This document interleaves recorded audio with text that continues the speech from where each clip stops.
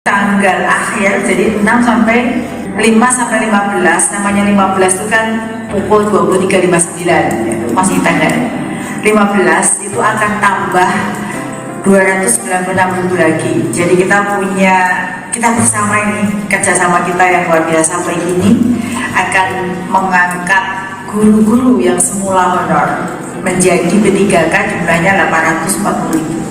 Jadi tidak ada lagi sanggah setelah kita tetapkan hasilnya di akhir. Jadi keputusan Bapak Ibu nanti adalah bagaikan keputusan malaikat.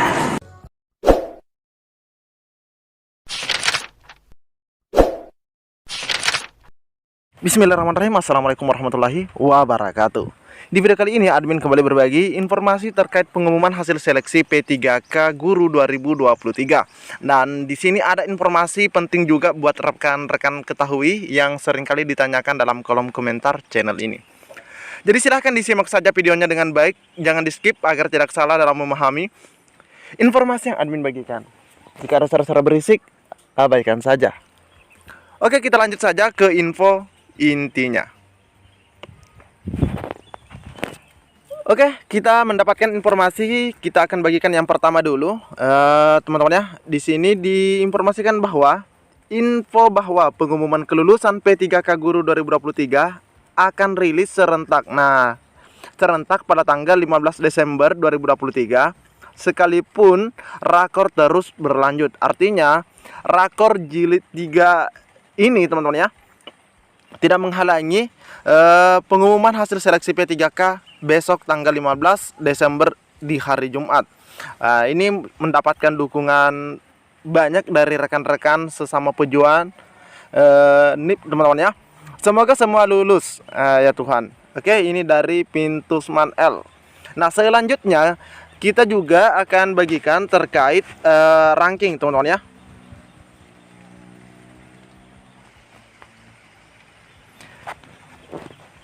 Nah, di sini ada sebuah forum namanya Persatuan Guru Sejarah, Sahabat Lingkungan Pemerhati Cagar Budaya atau disingkat Saling Percaya, Provinsi Sumatera Selatan tahun 2023. Nah, di sini dilakukan perankingan terkait hasil perolehan nilai CAT P3K 2023 untuk guru sejarah, teman-teman ya, di Provinsi Sumatera Selatan. Di sini diinformasikan kebutuhannya 42 formasi.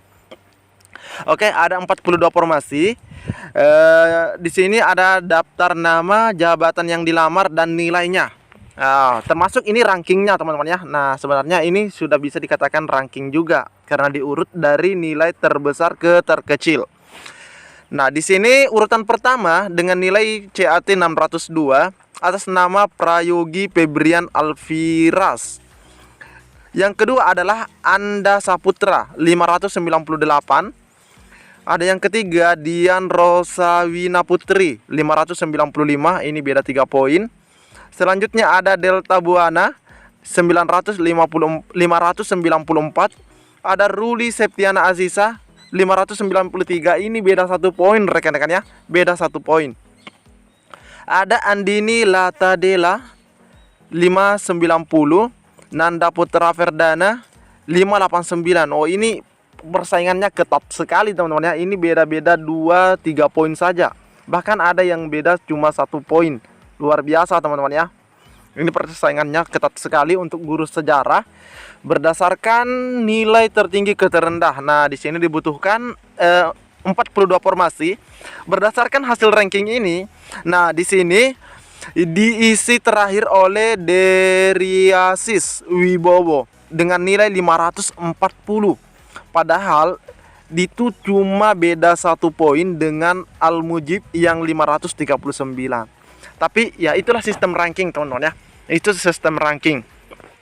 Ini cuma beda 1 poin, tapi ya mau bagaimana lagi. Nah, ini yang terakhir dari 42 formasi yang dibutuhkan ya, formasi yang tersedia untuk guru sejarah.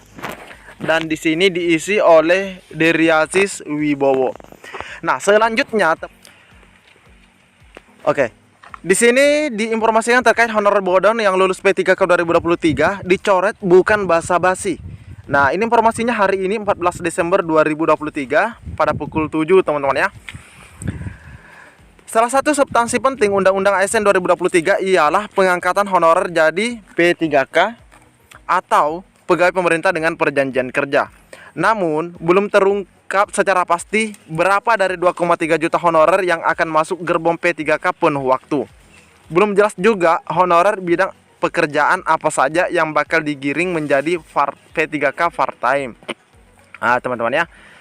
Diketahui jumlah tenaga non-ASN atau honorer di seluruh Indonesia saat ini yang tercatat berdasarkan pangkalan data BKN mencapai 2,3 juta. Saat rapat dengan Komisi 2 DPR pada 13 September yang lalu, Menpan RB Aswar Anas mengatakan, sebelumnya di audit data honorer yang dilakukan oleh Badan Pengawas Keuangan dan Pembangunan merupakan audit secara acak. Jadi auditnya yang dilakukan oleh BPKP itu secara acak. Meski sudah dilampiri SPTJM, ternyata masih juga ditemukan data honorer yang tidak valid. Dengan alasan seperti itu, Menteri Anas mengatakan dirinya sudah meminta audit honorer dilakukan secara menyeluruh.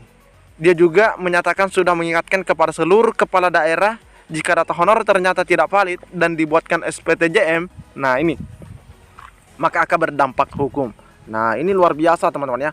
Nah, nanti admin juga akan bagikan dari BKN terkait link untuk melakukan laporan ya, jika teman-teman memang mengetahui adanya kecurangan dalam seleksi ini. Karena dengan adanya honor bodong pasti merugikan teman-teman yang mengabdi lama atau disalib. Lebih lanjut dikatakan, jika nantinya ditemukan honor tidak valid, maka akan dicoret dalam proses seleksi P3K. Meski dia masuk honorer yang mendapatkan afirmasi. Data yang nggak benar otomatis gugur. Nah ini dasarnya teman-teman ya. Bahkan nanti kita lihat regulasinya. Anggota Komisi 2 DPR Mardani Alisera juga kencang bicara soal data honorer. Mardani mendorong percepatan audit data honorer penting agar para honorer K2 yang sudah lama mengabdi bisa segera diangkat menjadi P3K. Pentingnya pendataan dan verifikasi adalah agar jangan sampai tenaga honorer yang memang betul-betul bekerja dan memiliki kapasitas malah tergeser oleh oknum-oknum honorer bodong yang memanfaatkan kedekatan dengan pihak birokrasi. Nah, ini teman-teman ya. Undang-Undang ASN 2023 mengamanatkan penataan honorer dilakukan secara bertahap dan harus kelar paling lambat Desember 2024. Nah, selanjutnya terkait 7 honorer bodong. Nah, nasibnya ya.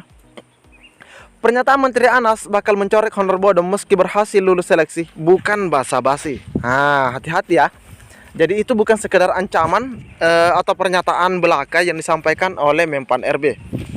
Kasus terbaru terungkap terjadi di Kabupaten Empat Lawan, Sumatera Selatan, di mana BKPSDM Kabupaten Empat Lawan sudah memastikan ada 7 pegawai honorer peserta seleksi P3K 2023 yang dipastikan gagal jadi ASN P3K.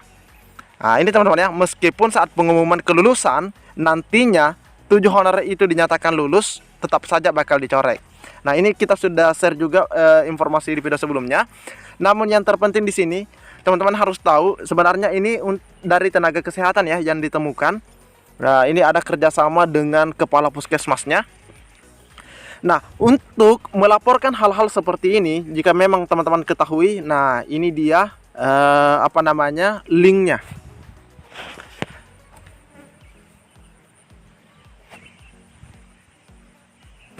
Nah, untuk melaporkan kejadian seperti tadi, ya, peserta P3K yang melakukan kecurangan atau pemalsuan dokumen atau data, nah ini sudah dipertanyakan oleh rekan kita. Ada portal pengaduan untuk suatu kejanggalan dalam proses rekrutmen Gakmin. Ada kejanggalan nih. Nah, ada kejanggalan teman-teman ya. Oke, ini terkait seleksi CASN 2023. Dan di sini dijawab oleh pihak BKN.